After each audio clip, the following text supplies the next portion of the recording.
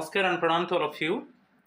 Again, I am coming back to my channel, Asit Government Tool Guru, and also my YouTube channel logo, Let's Compete. So, my friends, please subscribe my channel, like my channel, and share my channel. Definitely, it would be useful for others because I am uploading videos for different exams related to the central government and state government. Today I will discuss part 3 related to the general service rules. It is very important part. Already 2 parts already have uploaded. So today I will discuss the third part related to the general service rules. So my friends, you see my WhatsApp number 8327782034. If you need PDF, contact with my WhatsApp number, and PDF is paid version. My Telegram channel link is t.me/BAPI2034. So, my friends, now I am going to discuss. I do not want to kill your more time. So, you see today's first question, very important question. Question number 1. Service books of officials who have retired or otherwise ceased to be in service should be retained for dash. 4 options are there. At least 3 years, at most 3 years, at least 5 years, at most 5 years. So जो भी officials retired हो गए हैं service से, those officials already they got retirement and already their service is seized. So उनका जो service book को return किया जाएगा ऑफिस में, कितना दिन तक किया जाएगा, okay, for how much period their service book can be retained. So यहां पर जो ऑप्शन है at least 3 years, option A is the correct answer. At least 3 years के लिए उनका सर्विस बुक को ऑफिस में रिटर्न किया जाएगा.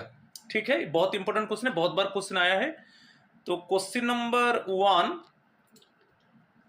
Answer is option A. At most हो जाता है, मैक्सिमम हो जाता है. तो यहां पर आपको याद रखिए एटलीस्ट मिनिमम 3 years के लिए उनका सर्विस बुक को ओके ऑफिस में रखना है. ठीक है, चलो question number 2. If A government employee wishes to adopt a new name or effect any modification in his or her existing name, which of the below statements is or are correct one? इसमें क्या है, जो government employee उनका name को modify करना चाहते हैं और कुछ न्यू नेम, कुछ न्यू ऐसा कुछ न्यू ऐड करना चाहते हैं उनका नेम में, उनका जो एग्जिस्टिंग नेम है, तो उनको क्या करना पड़ेगा. वही दिया है, अडॉप्ट ए न्यू नेम और मॉडिफिकेशन. नेम है उसमें कुछ ऐड करना चाहते हैं और उसको थोड़ा मॉडिफाई करना चाहते हैं कि उनको न्यू नेम चाहिए, तो इसमें उनको क्या करना पड़ेगा. करेक्ट ऑप्शन हम देखेंगे. So 3 statements given. You see, execute deed in the prescribed form. After execution of deed, change of name published in a prominent local newspaper.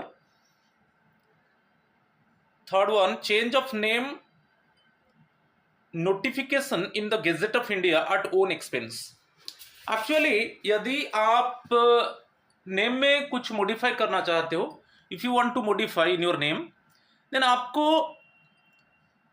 एक प्रेस्क्राइब्ड फॉर्म है जिसमें आपको एक डीड करना पड़ेगा. एक प्रेस्क्राइब्ड फॉर्म है, एक डीड करना पड़ेगा. देन एग्जीक्यूशन ऑफ डीड के बाद उसको एक प्रोमिनेंट न्यूज़पेपर में उसको पब्लिश करना पड़ेगा. ये भी करेक्ट है.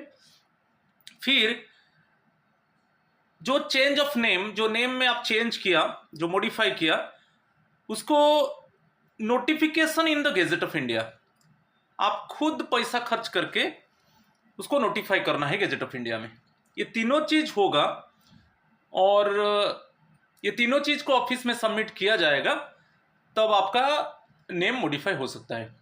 ठीक है, एक प्रिस्क्राइब्ड फॉर्म है, उसमें आपको डीड एग्जीक्यूट करना है, उसके बाद प्रोमिनेंट न्यूज़पेपर में उसको पब्लिश करना है, और जो भी आप नेम में मॉडिफाई किया, जो भी चेंज किया, उसको भी गेजेट ऑफ इंडिया नोटिफिकेशन देना है।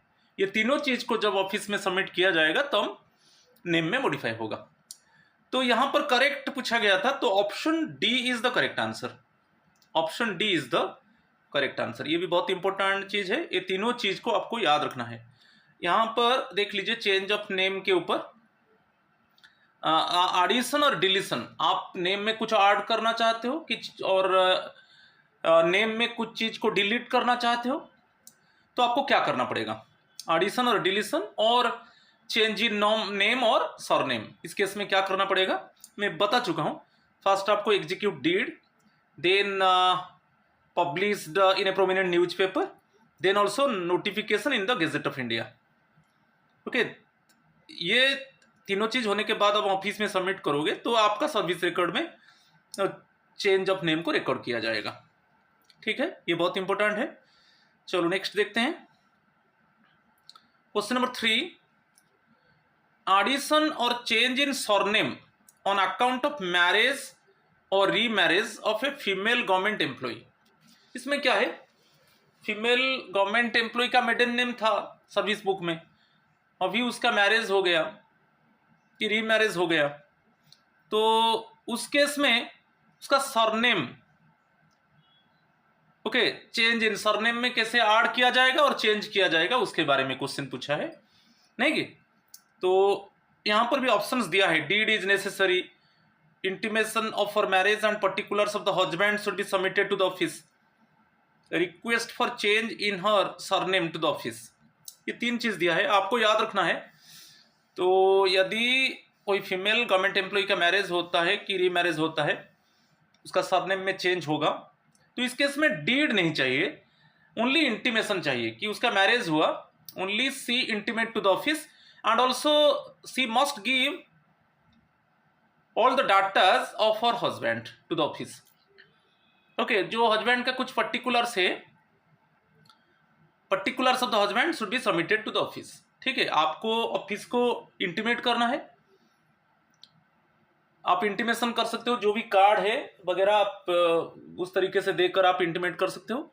और नेक्स्ट वन, आप जो हस्बैंड का पर्टिकुलर्स आप सबमिट करोगे, और आपका जो सरनेम चेंज होगा आप रिक्वेस्ट करोगे ऑफिस को। तो ये 2 चीज है।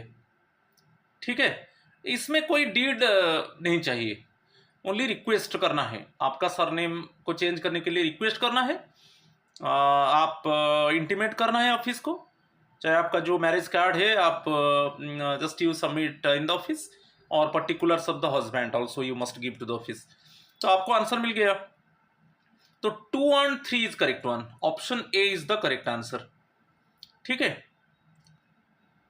चलो क्वेश्चन नंबर 4, यहां पर उसी चीज को बताया गया, जैसे कोई फीमेल गवर्नमेंट एम्प्लॉय का मैरिज होता है कि रीमैरिज होता है, उसका सरनेम में कैसे चेंज होगा, कोई डीड का जरूरत नहीं है यहाँ पर। ओके, यहाँ पर कोई डीड का जरूरत नहीं है, ओनली आप इंटीमेट करोगे, you must intimate to the office. Suppose you must suppose you some intimate to the office through marriage card, and also you must give the particulars of the husband and request to the office for change in surname। तो ये सब दे देना है, अभी मैं discuss किया इसको। ठीक है, चलो नेक्स्ट, यहां पर क्वेश्चन है, क्वेश्चन नंबर 4। क्वेश्चन नंबर 4 क्या है, डिलीशन ऑफ सरनेम और reversion to maiden name on divorce और सेपरेशन और death of the husband of female government employee, change में बी परमिटेड। सपोज आप सपोज एक फीमेल गवर्नमेंट एम्प्लॉय है, उसका हस्बैंड का डेथ हो जाता है कि उसका डाइवोर्स हो जाता है, वो सेपरेट हो जाता है उसका हस्बैंड से। सो उसमें वो फिर चाहता है कि वो उसका मेडन जो नेम था बिफोर मैरिज, वो नेम को वो रिवर्ट करना चाहता है। ठीक है, यदि उसका suppose her husband is died और she separate from the husband, she divorce from the husband, so again she want to keep her maiden name, तो इसमें क्या करना पड़ेगा? Which of the following statements is और आर इनकरेक्ट दिया है, तो यहां पर क्या है, deed is necessary about it, female employee gives an intimation, यहां पर कोई डीड का जरूरत नहीं है, ठीक है। Female employee gives an intimation to the office regarding change in marital status, ये तो इंटीमेट करना है ऑफिस को। Female employee gives an intimation to the office regarding change in marital status, request it means intimate करना है office को। A formal request to the office for reversion to her maiden name, एक formal request करना है office को कि जो भी बिफोर मैरिज उसका मेडन नेम था उसको रिवर्ट कर दिया जाए, ये भी ठीक है, ठीक है। A formal request to the head of the department for reversion to her maiden name, ये कोई ऐसा हेड ऑफ द डिपार्टमेंट को फॉर्मल रिक्वेस्ट नहीं करना है, ओनली फॉर्मल रिक्वेस्ट ऑफिस को करना है कि मेरा जो बिफोर मैरिज जो मेरा मेडन नेम था उसको रिवर्ट कर दिया जाए, ठीक है। ये दो चीज जो टिक लगाया वो करेक्ट है, अदर जो क्रॉस लगा दिया वो इनकरेक्ट है, वो वही इनकरेक्ट पूछा है। यहाँ पर डीड का जरूरत नहीं है, यहाँ पर deed is necessary about it जरूरत नहीं है, रॉन्ग हो गया। और कोई formal request head of the department को नहीं करना है for reversion to her maiden name, तो आपको आंसर मिल गया। तो यहाँ पर इनकरेक्ट स्टेटमेंट्स 1 and 4, तो option D is the correct answer, right. चलो क्वेश्चन नंबर, वही चीज दे दिया, डिलीशन ऑफ सरनेम और reversion to maiden name on divorce और सेपरेशन और death of the husband of female non employee change में भी परमिटेड, ये दो चीज मैं डिस्कस कर चुका हूँ ऑलरेडी। आप फीमेल एम्प्लॉई वो ऑफिस को इंटीमेट करेगा in regarding to the change of her marital status, ठीक है। उसका मैरिटल स्टेटस में जो भी चेंज हुआ वो ऑफिस को इंटीमेट करेगा, और एक फॉर्मल सिंपली फॉर्मल रिक्वेस्ट करेगा ऑफिस को, यहाँ पर इसके ऊपर एक क्वेश्चन आ सकता है, फॉर्मल रिक्वेस्ट करेगा ऑफिस को okay for reversion to her maiden name, ठीक है। इसको मैं डिस्कस कर चुका हूँ ऑलरेडी, ठीक है। चलो आगे में देखेंगे क्वेश्चन नंबर 5, एप्लीकेशंस, ये आउटसाइड एम्प्लॉयमेंट में सपोज आप कोई जॉब निकला है आउटसाइड केस में, आप अप्लाई करना चाहते हो, उसी रिलेटेड है। Applications from employees for other employment will be forwarded as a rule except in cases where they can be withheld in public interest, यहाँ पर करेक्ट स्टेटमेंट हम देखेंगे, ठीक है। सपोज कोई आउटसाइड सपोज डिपार्टमेंट में जॉब निकला है, suppose in outside actually suppose recruitment is published and you want to forward the application, so इस केस में एप्लीकेशंस फ्रॉम नॉर्मल एम्प्लॉयज के लिए, applications from employees for other employment will be forwarded as a rule, as usual जो rule है उसमें forward किया जाएगा। मगर कुछ केस ऐसे होता है पब्लिक इंटरेस्ट में आपका एप्लीकेशन को फॉरवर्ड नहीं किया जाएगा, वही दिया है except in cases where they can be withheld in public interest, application को फॉरवर्ड नहीं किया जाएगा यदि पब्लिक इंटरेस्ट इस केस में आ जाता है, पब्लिक इंटरेस्ट का इन्वॉल्व हो जाता है, तब कुछ एक्सेप्शनल केस में आपका एप्लीकेशन को फॉरवर्ड नहीं किया जाएगा, क्योंकि आपको एनओसी चाहिए ना, नो ऑब्जेक्शन सर्टिफिकेट चाहिए। तो आप सपोज आउटसाइड एम्प्लॉयमेंट में अप्लाई करना चाहते हो, तो आपका एप्लीकेशन को आपको फॉरवर्ड करना है, इट मीन्स इंटीमेट करना है आपका हायर अथॉरिटी को कि मैं ये जॉब अप्लाई कर रहा हूँ और मेरा सपोज रिटर्न हो जाएगा, तब उस केस में इंटरव्यू टाइम में मुझे नो ऑब्जेक्शन सर्टिफिकेट देना है। नो ऑब्जेक्शन सर्टिफिकेट बेसिकली कोई डिसिप्लिनरी प्रोसीडिंग नहीं होना चाहिए और विजिलेंस क्लियरेंस भी होना चाहिए, आप जानते हो। तो इस केस में ये जो लाइन में अंडरलाइन किया बहुत इंपॉर्टेंट है। कभी कभी क्या है, एज यूजुअल जो रूल है, रूल के हिसाब से फॉरवर्ड किया जाएगा, मगर कभी कभी केस में पब्लिक इंटरेस्ट में विथहेल्ड हो जाता है, ये तो करेक्ट है। Next one, applications from employees for other employment belonging to SC/ST case में आ गया, and employees suffering from disability, ये जो सेकेंड सेंटेंस दो केस में SC/ST disability should be readily forwarded except in very rare and exceptional cases. जो SC/ST employees है कि जो डिसेबल एम्प्लॉइज है उनका नॉर्मली उनका एप्लीकेशन को फॉरवर्ड कर दिया जाएगा, पर कोई रेयर और एक्सेप्शनल केस में उसको विथहेल्ड कर दिया जाएगा।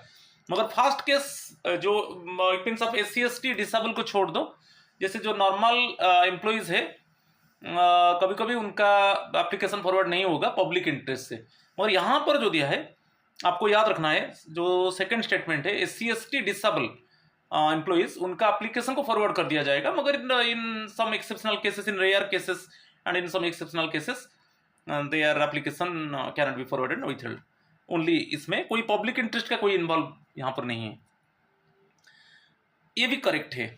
ये स्टेटमेंट को आप याद कीजिए। इसी में क्वेश्चन एक्चुअली आजकल जो क्वेश्चन आता है ना, क्वेश्चन डिस्टोर्ट होकर आता है, क्वेश्चन थोड़ा चेंज होकर एक एक सेंटेंस के ऊपर क्वेश्चन आ जाता है। Applications not in response to advertisements or circulars will not be forwarded to the employer। ये भी करेक्ट है, क्योंकि आप का जो एप्लीकेशन जो भी एडवर्टाइजमेंट है, जो भी सर्कुलर्स है, उसके हिसाब से आपका रिस्पॉन्स होना चाहिए। Applications not in response to advertisement और circulars will not be forwarded to the employer. ये भी ठीक है।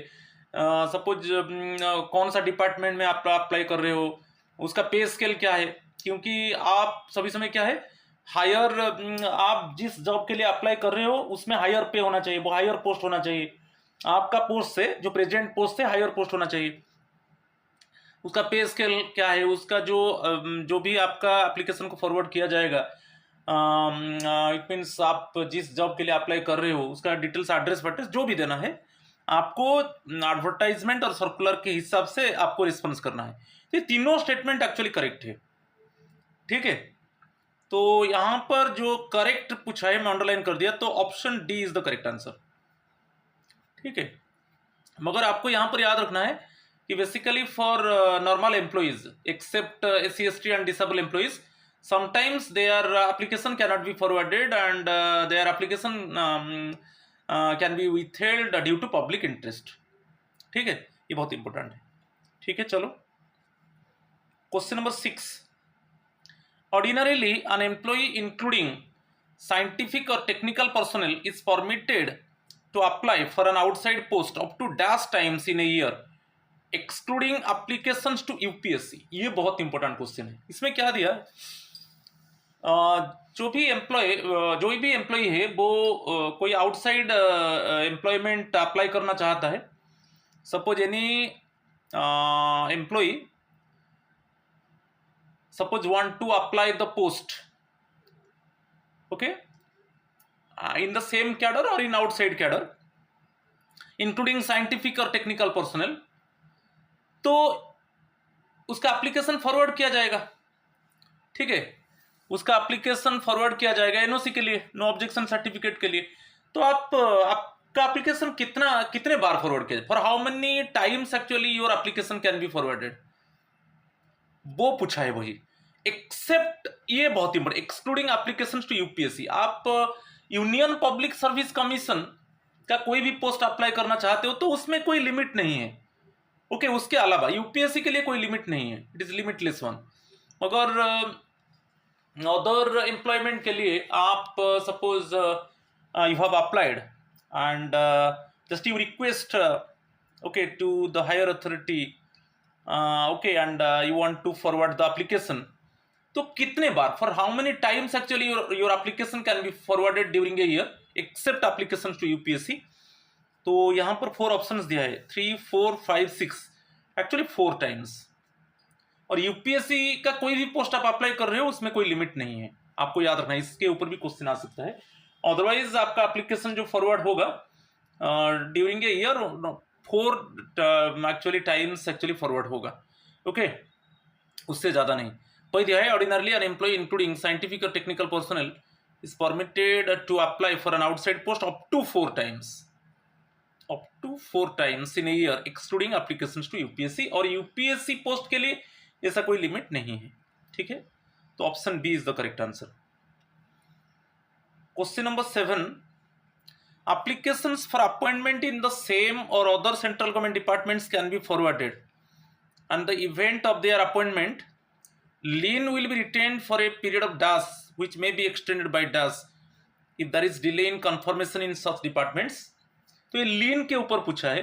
यदि आपका एप्लीकेशन फॉरवर्ड किया गया और आपका सपोज सिलेक्शन हो गया, and in the event of their appointment, तो आप लीन लेकर जा सकते हो। लीन लेने से क्या होगा कि आपका जो पेरेंट कैडर पोस्ट है उसको फिलअप नहीं किया जाएगा। तो जब तक आप जो न्यू डिपार्टमेंट में चले गए आप, ठीक है, वहां पर जब तक आपका प्रोबेशन पीरियड जो है, प्रोबेशन पीरियड जब तक रहेगा तो आपका पेरेंट कैडर का पोस्ट को फिलअप नहीं किया जाएगा, और आप प्रोबेशन पीरियड के अंदर चाहते हो तो आप रिटर्न कर सकते हो आपका पेरेंट पोस्ट को, क्योंकि आप सभी समय हायर पोस्ट को जाओगे, तो आप लीन लेकर जाना है सभी समय। तो मेरा एक लीन के ऊपर वीडियो है, आप देख लीजिए। तो बेसिकली प्रोबेशन पीरियड 2 इयर्स होता है, तो लीन बेसिकली नॉर्मली 2 इयर्स होता है। Lien will be retained for a period of 2 years. Okay, आप लीन जो लोगे 2 इयर्स के लिए लोगे, क्योंकि जो न्यू डिपार्टमेंट में आप ज्वाइन करोगे वहां पर जब तक आपका जॉब कन्फर्मेशन नहीं है तब तक आपका पेरेंट पोस्ट के ऊपर लीन रहेगा। लीन मीन्स आपका पेरेंट पोस्ट को फिलअप नहीं किया जाएगा और आप रिटर्न कर सकते हो, ठीक है।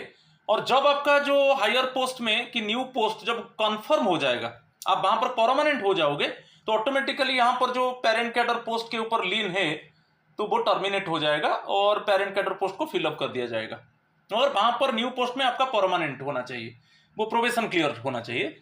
और कभी कभी क्या है, प्रोबेशन पीरियड एक्सटेंड भी होता है 1 year, it can be extend, तो लीन पीरियड भी 1 ईयर एक्सटेंड हो सकता है, क्योंकि आपका प्रोबेशन वहां पर 1 ईयर एक्सटेंड हो जाएगा, तो लीन जो है, आप जो लीन लिया है वो भी एक्सटेंड होगा 1 ईयर। तो आंसर मिल गया, it means option D is the correct answer, ठीक है। तो सभी समय आप जब न्यू डिपार्टमेंट को जा रहे हो तब लीन लेकर जाओ, और जब भी आप हायर पोस्ट में जाओगे आपको लीन मिलेगा, वो डायरेक्ट डिपार्टमेंट में लीन मिलता है, तो लीन लेकर जाने से आप सेफ एंड सिक्योर हो। सपोज आपको न्यू जॉब में अच्छा नहीं लगेगा, तो वहां पर प्रोबेशन पीरियड है और प्रोबेशन पीरियड 2 इयर्स रहेगा, आपको तो 2 इयर्स के लिए लीन मिलेगा, तो 2 इयर्स के अंदर आप रिटर्न कर सकते हो आपका पेरेंट कैडर पोस्ट को, क्योंकि आपका पेरेंट कैडर पोस्ट को फिलअप नहीं किया जाएगा, ठीक है, उसके ऊपर लीन है। और जब आपका न्यू पोस्ट परमानेंट हो जाएगा, ऑटोमेटिकली पेरेंट कैडर पोस्ट के ऊपर जो लीन है वो टर्मिनेट हो जाएगा, it means parent cadre post को फिलअप कर दिया जाएगा और आप रिटर्न नहीं कर सकते। और वो लीन पीरियड बेसिकली नॉर्मली 2 इयर्स होता है। यदि आपका वहां पर प्रोबेशन पीरियड 1 ईयर एक्सटेंड हो जाएगा तो लीन भी 1 ईयर एक्सटेंड होगा। तो बेसिकली नॉर्मल जो लीन पीरियड होता है 2 इयर्स होता है और एक्सटेंड होकर 1 ईयर होगा, ठीक है। लीन के ऊपर मेरा एक वीडियो है, आप मेरा चैनल में देख लीजिए, ठीक है। तो लीन के ऊपर एक वीडियो है, option D is the correct answer. चलो क्वेश्चन नंबर 8, यहाँ पर टेम्पोररी गवर्नमेंट सर्वेंट के ऊपर पूछा है। In case of temporary government servants, applications for appointment in the same और other central government departments can be forwarded, and in the event of their appointment lien will be retained for a period of 2 years. नहीं, temporary government servant को lien नहीं मिलेगा, ये statement गलत है। Temporary government servant को lien नहीं मिलेगा। सपोज टेम्पोररी गवर्नमेंट सर्वेंट क्या करता है, एक अंडरटेकिंग देता है कि मैं अंडरटेकिंग में क्या होगा, मैं अप्लाई कर रहा हूं, मेरा सिलेक्शन हो जाएगा तो मैं रेजिग्नेशन देकर जाकर न्यू पोस्ट में ज्वाइन करेगा, उसके लिए लीन नहीं होगा। जो परमानेंट एम्प्लॉय है उसके लिए लीन है, ठीक है, परमानेंट एम्प्लॉय के लिए लीन है। आप वहां पर जाओगे और न्यू पोस्ट में और आपको अच्छा नहीं लगेगा तो आप रिटर्न कर सकते हो। तो बेसिकली नॉर्मल लीन पीरियड 2 इयर्स होता है, क्योंकि वहां पर नॉर्मली जॉब में जो प्रोबेशन पीरियड 2 इयर्स होता है, और न्यू जॉब में जब आपका कन्फर्मेशन हो जाएगा ऑटोमेटिकली आपका पेरेंट कैडर पोस्ट के ऊपर जो लीन है वो टर्मिनेट हो जाएगा। मगर ये टेम्पोररी सर्वेंट को ये नहीं दिया जाएगा। टेम्पोररी गवर्नमेंट सर्वेंट कोई न्यू पोस्ट अप्लाई करता है तो उसका एप्लीकेशन फॉरवर्ड होगा और वो अंडरटेकिंग भी देगा, अंडरटेकिंग में क्लियरली मेंशन करेगा यदि मेरा सिलेक्शन हो जाता है तो मैं जॉब को रेजिग्नेशन देकर जाकर न्यू जॉब में ज्वाइन करूंगा। तो फर्स्ट स्टेटमेंट रॉन्ग है, तो वही इनकरेक्ट वन पूछा है। सेकंड स्टेटमेंट देखेंगे, इन case of temporary government servants N undertaking will be obtained while forwarding applications that they would resign in the event of their selection in other departments, ये correct है। तो temporary government servant जब outside employment के लिए apply कर रहा है तो वो एक अंडरटेकिंग उसको देना है कि मेरा सिलेक्शन हो जाएगा तो मुझे रेजिग्नेशन, ये जो प्रेजेंट पोस्ट है मैं उसको रेजिग्नेशन देकर न्यू पोस्ट में ज्वाइन करूंगा। तो जो सेकेंड स्टेटमेंट है करेक्ट है, फर्स्ट स्टेटमेंट इनकरेक्ट है। तो यहां पर पूछा है, इनकरेक्ट पूछा है, तो स्टेटमेंट 1 नहीं, कि स्टेटमेंट 1 ओनली इनकरेक्ट है, तो option A is the correct answer, ठीक है। चलो question number 9, once an application is forwarded to UPSC, Union Public Service Commission, the release in the event of selection should be as a matter of rule except under special circumstances where relief may not be possible in such cases. अच्छा, आपका suppose आप UPSC का कोई post के लिए apply किया, उसके लिए आपका एप्लीकेशन को फॉरवर्ड किया गया। यदि आपका यूपीएससी वो पोस्ट में सिलेक्शन हो जाता है, मगर कुछ ऐसा स्पेशल सर्कमस्टांसेस है जो आपको रिलीव नहीं किया जाएगा, एक्सेप्ट वो पूछा है under special circumstances where relief may not be possible, आपको रिलीव नहीं किया जाएगा प्रेजेंट पोस्ट से। आपका एप्लीकेशन फॉरवर्ड कर दिया गया, यूपीएससी पोस्ट है, कोई भी पोस्ट है, आपका एप्लीकेशन फॉरवर्ड कर दिया गया, आपका सिलेक्शन भी हो गया, उसके बाद ऐसा कुछ स्पेशल सर्कमस्टेंस आ गया जो आपको रिलीव नहीं किया जाएगा प्रेजेंट पोस्ट से। तो यहां पर क्या होगा, the fact should be communicated immediately to the commission, commission है वो एक ऐड कर दो, ठीक है। The fact should be communicated immediately to the commission, the fact should be communicated immediately to the employee, the fact should be communicated immediately to the commission, right, as well as to the employee. There is no need to communicate commission or employee. तो यहाँ पर याद रखना है जो option C correct है। तो ये कुछ ऐसा स्पेशल सर्कमस्टांसेस है जो आपको रिलीव नहीं किया जाएगा। सपोज आपके ऊपर डिसिप्लिनरी प्रोसीडिंग है, कि आपको चार्जशीट दिया गया है, कि आपके अगेंस्ट में कोई चार्जशीट सपोज वो कोर्ट में दिया गया है, कि आपके ऊपर कोई पेनाल्टी लगा है, मेजर पेनाल्टी कोई लगा है, तो इस केस में आपको रिलीव नहीं किया जाएगा। तो इस केस में इमीडिएटली यूपीएससी को इन्फॉर्म कर दिया जाएगा और उसी टाइम में एम्प्लॉय कंसर्न एम्प्लॉय को भी इन्फॉर्म कर दिया जाएगा। तो option C is the correct answer, ठीक है। चलो नेक्स्ट देखेंगे question number 10, application of an employee for appointment by direct recruitment, deputation, absorption will not be considered or forwarded। तो चाहे आपका जो एप्लीकेशन को फॉरवर्ड नहीं किया जाएगा, चाहे डायरेक्ट रिक्रूटमेंट हो, डेपुटेशन हो, ऑब्जर्वेशन हो, विल नॉट बी कंसिडर्ड और फॉरवर्डेड इफ, किस केस में आपका एप्लीकेशन को फॉरवर्ड नहीं किया जाएगा, actually in which case your application can not be forwarded, okay, related to the direct recruitment, कि रिलेटेड टू द डेपुटेशन और रिलेटेड टू द ऑब्जर्वेशन।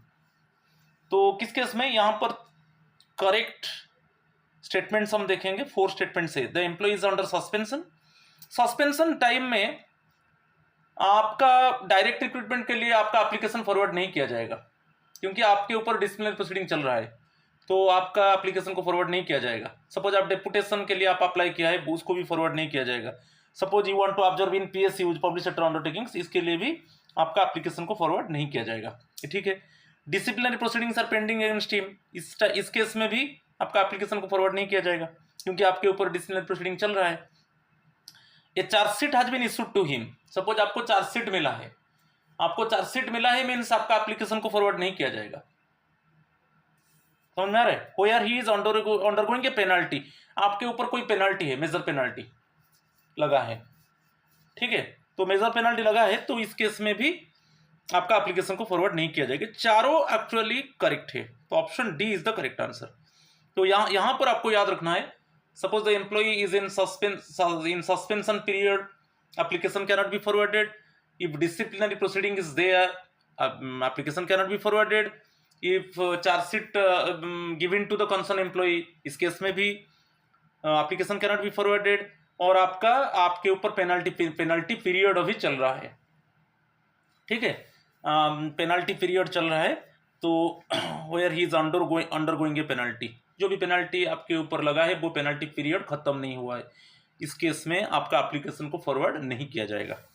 तो ये बहुत इंपॉर्टेंट है, ये चारों स्टेटमेंट करेक्ट है, ये करेक्ट स्टेटमेंट पूछा है, ठीक है। आजकल इस तरीका का क्वेश्चन आ रहा है। क्वेश्चन नंबर 11,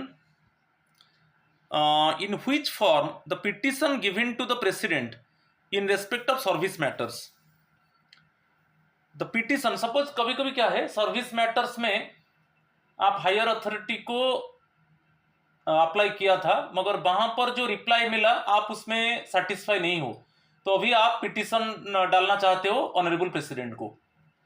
आप हायर अथॉरिटी को पिटीशन दोगे, तो जो रिप्लाई आएगा आप उसमें सेटिस्फाई नहीं हो, तो आप अभी चाहते हो कि आपको पिटीशन ऑनरेबल प्रेसिडेंट को देना है। तो इस केस में जो फॉर्म ऑफ पिटीशन होगा वो कैसे होगा, वही पूछा है, memorial, representation, letter, application, in which form the petition given to the president, honourable president, in respect of service matters. तो आप जो पिटिशन दोगे सर्विस मैटर्स में रिलेटेड में ऑनरेबल प्रेसिडेंट को, तो किस फॉर्म में जाएगा? ये चारों फॉर्म में जाएगा, मेमोरियल में जाएगा, रिप्रेजेंटेशन, लेटर, एप्लीकेशन। ओके, ये चारों करेक्ट है, ये बहुत इंपॉर्टेंट है। कभी भी आपको पिटिशन देना है सर्विस मैटर में ऑनरेबल प्रेसिडेंट को, आप मेमोरियल, रिप्रेजेंटेशन और लेटर और एप्लीकेशन, ओके, चारों क्या है कंसिडर किया जाएगा, ये बहुत इंपॉर्टेंट है। ठीक है, तो option D is the correct answer. Question number 12, वही पिटिशंस टू द प्रेसिडेंट। हम जानते हैं कि अब आप ऑनरेबल प्रेसिडेंट को पिटिशन दोगे, क्योंकि already related to the service matter you approached to the higher authority, but what type of reply you got, actually you are not satisfactory one. So already you have decided to give petition to the honorable president for justice related to the service matter, नहीं? तो petitions to the president should be, वो correct पूछा है। आप जो petitions दोगे क्या क्या स्टेटमेंट्स देखेंगे? Signed by the petitioner, legible preferably in typescript or print, in the official language of the union or any of the regional languages specified in the 8th schedule of the constitution. If the petition or enclosures are in regional languages, a translated copy in English or Hindi should be furnished. तो आप जो petition दोगे it must be signed by the petitioner. आप जो भी petition दोगे उसमें sign जरूरी है, जो पिटिशनर का साइन होना चाहिए। और आपका जो पिटिशन होगा वो टाइप स्क्रिप्ट और प्रिंट होगा, ये भी करेक्ट है। और कोई भी ऑफिशियल लैंग्वेज जो 8th शेड्यूल में है, कोई भी ऑफिशियल लैंग्वेज में आपका पिटिशन आप दे सकते हो, in the official language of the union और any of the regional official language of the union और any of the regional language specified in the 8th schedule of the constitution, इसमें आपका पिटिशन आप दे सकते हो। मगर यदि आप रीजनल लैंग्वेज में दे रहे हो तो उसको ट्रांसलेट करना चाहिए इंग्लिश और हिंदी। देखिए, इफ द पिटिशन और enclosures are in regional languages, a translated copy in English और हिंदी शुड बी फर्निश्ड। यदि आप कोई रीजनल लैंग्वेज में देना चाहते हो तो उसका एक इंग्लिश वर्सन और हिंदी वर्सन आपको भी देना है। तो ये जो है ये चारों एक्चुअली करेक्ट है। आपका पिटिशन में साइन होना चाहिए और वो टाइप स्क्रिप्ट और प्रिंट होना चाहिए, और जो भी ऑफिशियल लैंग्वेज यूनियन का है, जो रीजनल लैंग्वेजेस हमारा 8th schedule of the constitution है, इसमें आप पिटिशन दे सकते हो। यदि आप रीजनल लैंग्वेज में देना चाहते हो तो उसका इंग्लिश और हिंदी वर्सन होना चाहिए। तो ये चारों करेक्ट है, इसको याद रखना है, बहुत इंपॉर्टेंट है। ठीक है, चारों करेक्ट है। और जो हम ऑनरेबल प्रेसिडेंट को पिटिशन देंगे related to the service matters, because what type of reply suppose you got from your higher authority, it is not satisfactory one. What type of reply you got from your competent authority, it is not satisfactory one, and finally you have decided to send petition to the honorable president. Okay, चलो ठीक है। Question number 13, what is the time limit for submission of petition? ये time limit के ऊपर है, for submission of petition in respect of service matters to the honorable president of the date of communication of the order against which petition is submitted. आप एक petition दिया था higher authority को, आपका competent authority को आप petition दिया था, मगर जो रिप्लाई मिला आप उसमें सेटिस्फाई नहीं हो, तो जिस डेट में आपको ऑर्डर मिलेगा उससे कितने दिन के अंदर आपको पिटिशन देना है ऑनरेबल प्रेसिडेंट को, वही क्वेश्चन पूछा है।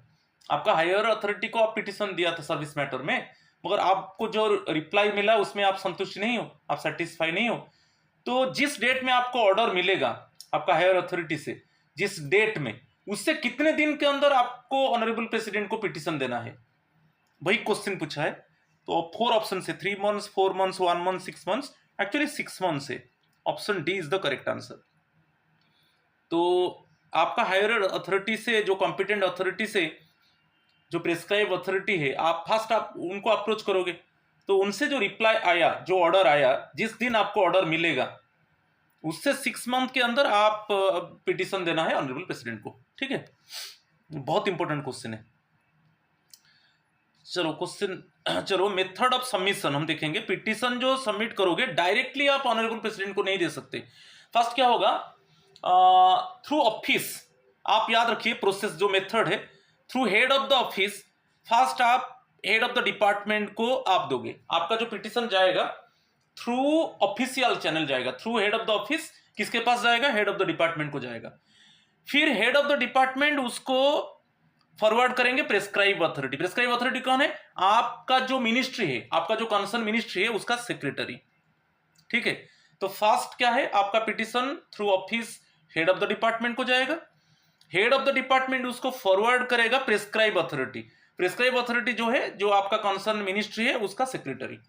ठीक है, फिर जो प्रेस्क्राइब्ड अथॉरिटी है, बेसिकली जो सेक्रेटरी ऑफ द मिनिस्ट्री, वो उसको जांच करेंगे, उसको एग्जामाइन करेंगे कि ये प्रॉपर है कि नहीं। जो ये रूल्स याद रखना है, जो transaction provisions of the rules made by the honourable president for the transaction of the business of the government of India. तो आपका जो प्रेस्क्राइब अथॉरिटी वो चेक करेंगे, वो एग्जामाइन करेंगे जो आपका पिटीशन आप दिया है वो सही तरीके से है कि नहीं। ओके, तो उसको एग्जामाइन किया जाएगा। ये 3 प्रोसीजर है। तो आप ऐसे नहीं कि डायरेक्टली आपका पिटीशन चला जाएगा ऑनरेबल प्रेसिडेंट को। ठीक है, तो इसको याद रखिए। ठीक है, methods of submission of petition to the honourable president. Okay, next one देखेंगे। क्वेश्चन क्या है? Question number 14। In case of petitions to the honourable president, prescribe authority withholding of petitions. कभी अभी मैं बताया जो प्रोसीजर है, आपका पिटीशन ऑफिस से किसके पास जाएगा? हेड ऑफ द डिपार्टमेंट को। फिर हेड ऑफ द डिपार्टमेंट उसको फॉरवर्ड करेंगे प्रेस्क्राइब्ड अथॉरिटी।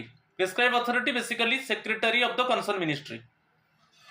फिर concern secretary of the ministry, he or she examine everything. He or she examine the petition. If it is proper one, then it must be forwarded to the honorable president. नहीं कि मगर कभी कभी क्या है, prescribed authority petitions को withhold कर देते हैं। क्यों? कब आपका पिटिशन विथहोल्ड होगा? तो भाई दिया, if the petition is in favour of a decision which is finally bye any law statutory rule. If the petition is against of a decision which is finally bye any law statutory rule, इस case में withhold होगा। भाई इस case में withhold होगा यदि आपका जो लॉ है, जो स्टैट्यूटरी रूल है, उसका अगेंस्ट में आपका पिटीशन जा रहा है, तो प्रेस्क्राइब अथॉरिटी उसको ऑनरेबल प्रेसिडेंट को फॉरवर्ड नहीं करेंगे, उसको विथहोल्ड कर देंगे। क्योंकि आपका जो पिटीशन है it is against of law और स्टैट्यूटरी रूल।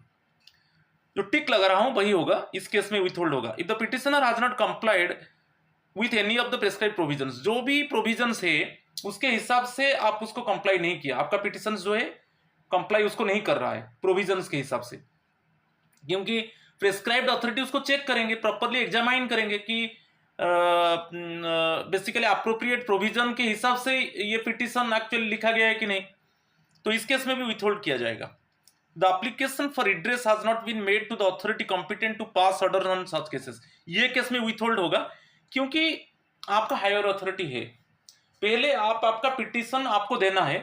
सपोज कोई सर्विस मैटर में आप सपोज कुछ इंफॉर्मेशन आपको चाहिए, तो आपको पहले आपका हायर अथॉरिटी को पिटीशन देना है, जो कॉम्पिटेंट अथॉरिटी है उनको पिटीशन देना है। ओके, उनसे फर्स्ट आपको रिप्लाई चाहिए। उनका रिप्लाई से आप डिससेटिस्फाई कर रहे हो तो आप फिर पिटीशन भेजोगे ऑनरेबल प्रेसिडेंट को। मगर आप आपका कॉम्पिटेंट अथॉरिटी को अप्रोच नहीं किया, मगर अभी आप चाहते हो कि डायरेक्टली आप ऑनरेबल प्रेसिडेंट को पिटीशन भेजोगे, तो ये तो नहीं होगा। तो भाई ये तीनों केस में आपका जो पिटीशंस को विथहोल्ड कर दिया जाएगा। आंसर 2, 3 एंड 4, इसके ऊपर अभी हम डिटेल स्टडी करेंगे। ओके, यहां पर दिया है withholding petitions by the prescribed authority. ऐसा क्या क्या सिचुएशन है जो आपका पिटीशंस को विथहोल्ड कर दिया जाएगा। अभी मैं बताया कि आपका जो पिटीशंस है वो it is against which is finally by, if the petition is against by any law और स्टैट्यूटरी रूल। आपका जो पिटीशन है, जो लॉ है और स्टैट्यूटरी रूल है, उसका अगेंस्ट में है, तो इस केस में प्रेस्क्राइब अथॉरिटी आपका पिटीशन को ऑनरेबल प्रेसिडेंट को फॉरवर्ड नहीं करेंगे कि आप जो प्रोविजंस है उसके हिसाब उसको कंप्लाई नहीं किया।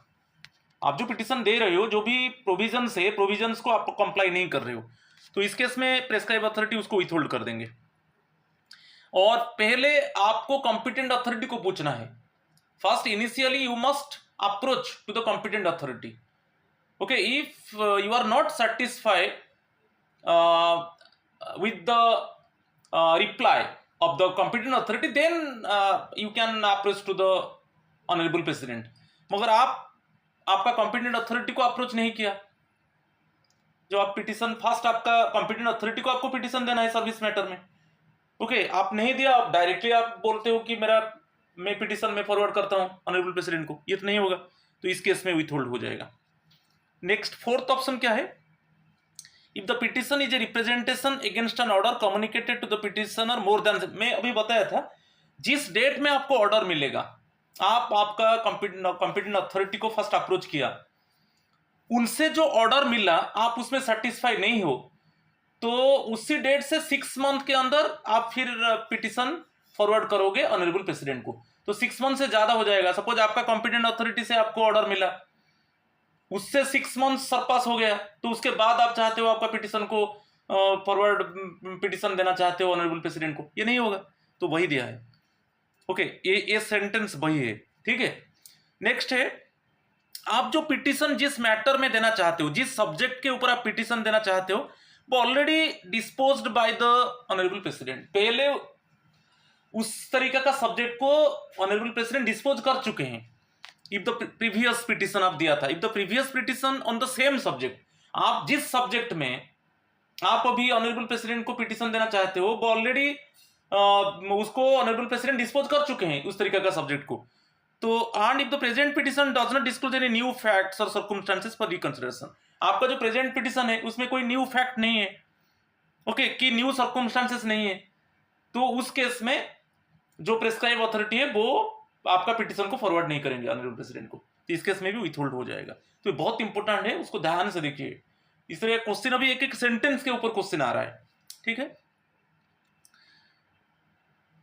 चलो question number 15, on receipt of final orders from the president in regarding to the petition, on receipt of final orders from the president in regarding to the petition, head of the department should submit a compliance report to the secretary of the concerned ministry within days of receipt of final orders। Honourable president final order देंगे। Final order किसके पास आएगा? Prescribed authority. जो prescribed authority कौन है? Basically secretary of the concern ministry. आप जिस ministry में काम कर रहे हो उस मिनिस्ट्री का कंसर्न सेक्रेटरी के पास ऑर्डर आएगा, और सेक्रेटरी बोलेंगे कि हाँ इसका इफेक्ट हो जाए, जो भी ऑनरेबल प्रेसिडेंट जो ऑर्डर दिया है उसका इफेक्ट होना चाहिए, और वो इंफॉर्मेशन चला जाएगा हेड ऑफ द डिपार्टमेंट, आपका कॉम्पिटेंट अथॉरिटी है। तो फिर हेड ऑफ द डिपार्टमेंट क्या करेंगे? वो उसको कंप्लाई करेंगे। The head of the department should submit a compliance report. तो हेड ऑफ द डिपार्टमेंट एक रिपोर्ट भेजेंगे बेसिकली टू द सेक्रेटरी, जो प्रेस्क्राइब अथॉरिटी है उनको एक रिपोर्ट भेजेंगे कि हाँ जो ऑर्डर ऑनरेबल प्रेसिडेंट दिए हैं उसका इफेक्ट हो गया। तो head of the department should submit a compliance report to the secretary of the concern ministry within days of receipt of final orders. 4 options, 1 month, 2 months, 3 months, 4 months, actually 3 months के अंदर। इसको याद रखना है। जब honourable president final order दे देंगे, और फाइनल ऑर्डर किसके पास आएगा? Prescribed authority. प्रेस्क्राइब्ड अथॉरिटी कौन है? Secretary of the concern ministry. और secretary of the concern ministry क्या करेंगे? उसको इफेक्ट करने के लिए बोल देंगे किसको? हेड ऑफ द डिपार्टमेंट को। तो हेड ऑफ द डिपार्टमेंट उस ऑर्डर को कंप्लाई किया कि नहीं, तो वो एक कंप्लायंस रिपोर्ट देंगे prescribed authority, it means secretary of the concern ministry को। तो जिस डेट में actually head of the department को ऑर्डर मिला कि ऑनरेबल प्रेसिडेंट का फाइनल ऑर्डर को इफेक्ट करना है, उसी से 3 मंथ्स के अंदर हेड ऑफ द डिपार्टमेंट वो एक रिपोर्ट भेजेंगे प्रेस्क्राइब अथॉरिटी, जो secretary of the concern ministry, कि हाँ इस जो ऑर्डर था उसका इफेक्ट हो गया, ठीक है, 3 मंथ्स के अंदर। तो ये 15 क्वेश्चंस था। ये मेरा 3rd पार्ट है। आप वेट कीजिए, जनरल सर्विस रूल के ऊपर आगे में और कुछ पार्ट्स आएगा। So my friends, please subscribe my channel, like my channel and share my channel, so that it would be beneficial for others. आज इतना ही है। थैंक यू एंड नमस्कार टू ऑल ऑफ यू।